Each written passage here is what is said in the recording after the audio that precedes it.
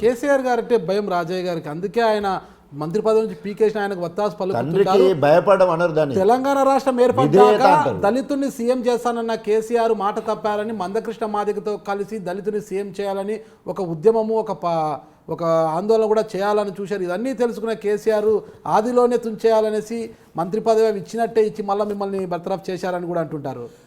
ఒక్కవేళ గనక కేసీఆర్ గారే దళితుని ముఖ్యమంత్రి చేయాలనుకుంటే ఎవరిని చేస్తారు?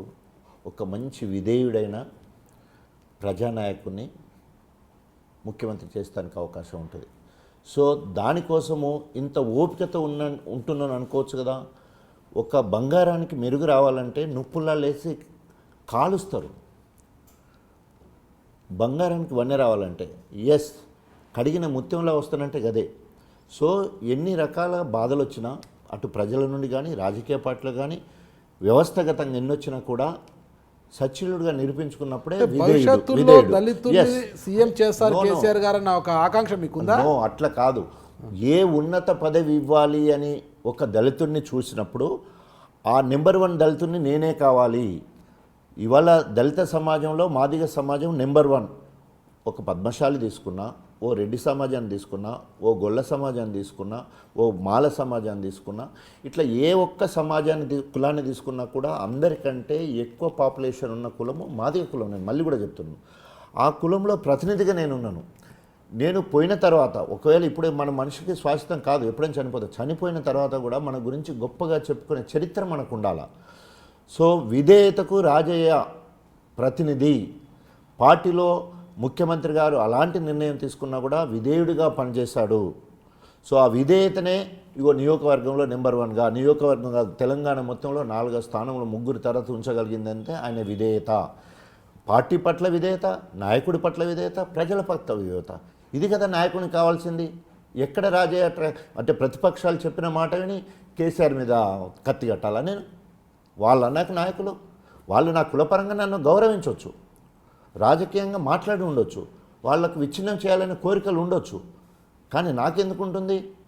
నాయకుడు ఏ పార్టీలో ఉంటే ఆ నాయకుడికి గౌరవించాలి. అది గౌరవం అంటారు, భయపడడం కాదు, విధేయత అంటారు దాన్ని. ఆ విధేయతను ప్రదర్శించడం కోసం శాయశక్తులు ఎంత కాల్చినా, ఎంత దెబ్బలు కొట్టినా కూడా అంతో ఇంతో నా జీవితం మీద కొంత ప్రభావం యేసుప్రభు ప్రభావం ఉంటుంది, బైబిల్ ప్రభావం ఉంటుంది. సో ఆ క్రమంలో అనేక సందర్భాలలో మనములను తగ్గించుకునే కార్యక్రమాలు. యేసుప్రభు అనేటి వాడు ఎలాంటి తప్పు చేయకుండా కూడా ఆయన ఉమ్మేసిన్లు, ముళ్ళ కిరీటం పెట్టిన్లు, ఆఖరికి శిలువ మీద మరణం కూడా అయింది. సో అది నేను ఆయనను పోల్చుకోవడం కాదు, కానీ దేవుళ్ళకే తప్పని కష్టాలు మనం ఎంత.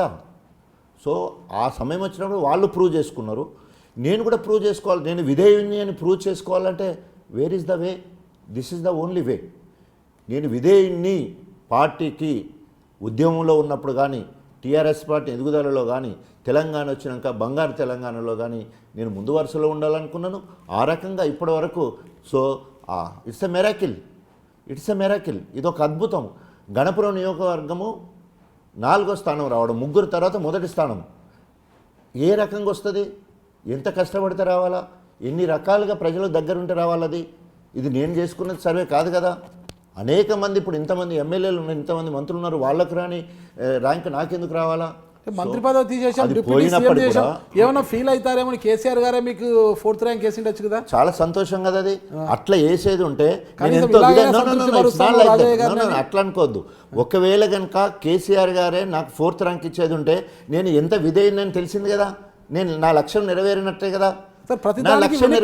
దీంతో ఆ జాతిని సంతృప్తి పరుస్తాం, దళిత జాతిని సంతృప్తి పరుస్తాం అని తనను తాను సేవ్ చేసుకోవడానికి చేసి. Not that simple sir. అక్కడ మనం ఏం చూడాలంటే విధేయతకు మార్కులు పడ్డాయి అనుకోవాలి. నేను విధేయుణ్ణి అని చెప్పుకోవడానికి ప్రజలకు విధేయుణ్ణి, పార్టీకి విధేయుణ్ణి, నాయకుడిని విధేయుణ్ణి, ఈ ముగ్గురికి విధేయుడిగా ఉన్నప్పుడు మాత్రమే నేను చెప్తున్నా. ఊర్లలో కూడా ఏమని చెప్తున్నా, నా అధికారులు ఎవరైతే అధికారులు ఉన్నారో నా మండలంలో ఈ అధికారులందరూ కూడా పనిచేస్తారు, ప్రజాప్రతినిధులు అందరూ కూడా పనిచేస్తారు, ప్రెస్ మిత్రులు పనిచేస్తారు. నేను చేసే కార్యక్రమాలను అన్ని రకాలుగా ప్రింట్ అండ్ ఎలక్ట్రానిక్లో వచ్చేటట్టు చేశారు. ఏదైతే సర్వే చేసినప్పుడు ప్రజల దగ్గర పోయి అడిగిన్లు. 6 లక్షల మంది మొత్తం దేశం మొత్తంలో అయితే మన దగ్గర ఒక్కొక్క మండలంలో 1200 మందిని అడగడం జరిగింది. అడిగిన వాళ్ళందరూ కూడా ర్యాండమే కదా. అడిగిన వాళ్ళు నా గురించి చెప్పడం అనేది వాళ్ళకి ఇష్టం ఉండాలి కదా.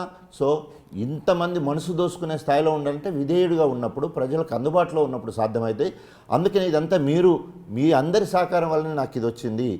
అది మీరు ఎట్లా కేసీఆర్ గారు మీ వేసింది అనుకున్నా కూడా నేను ప్రౌడ్గా ఫీల్ అవుతున్నా. ఒకవేళ కనుక కేసీఆర్ అందరికీ ర్యాంకులు వేసుకొచ్చిందని ఒకవేళ మీరు అభియోగం చేసినా కూడా నేను హ్యాపీ ఫీల్ అవుతున్నా. ఎందుకంటే వాళ్ళు ముగ్గురు వదిలిపెట్టిన తర్వాత కేసీఆర్ గారు నాకే నెంబర్ 1 స్థానం ఇచ్చిందంటే ఇంకా నాకు అంతకంటే ఎక్కువ ఏం కావాలా? నేను అనుకున్న లక్ష్యం నెరవేరినట్టే కదా. విధేయుడిగా ఉండాలనుకున్న లక్ష్యం నెరవేరు. అభివృద్ధికి మార్కులు వేయలేదు కానీ అక్కడ విధేయతకు మార్కులు పడ్డాయి అంటారు. మీరు అడిగిన దానికి అది చెప్పాను. అక్కడ ఇచ్చింది ఏంటి అంటే ప్రజాదరణ, సంక్షేమ అభివృద్ధి కార్యక్రమాలు ప్రజలకు చేరవేయడంలో ఎమ్మెల్యే గారికి మార్కులు, తర్వాత పార్టీ నియోజకవర్గంలో ఎట్లా ఉన్నదానికి మార్కులు.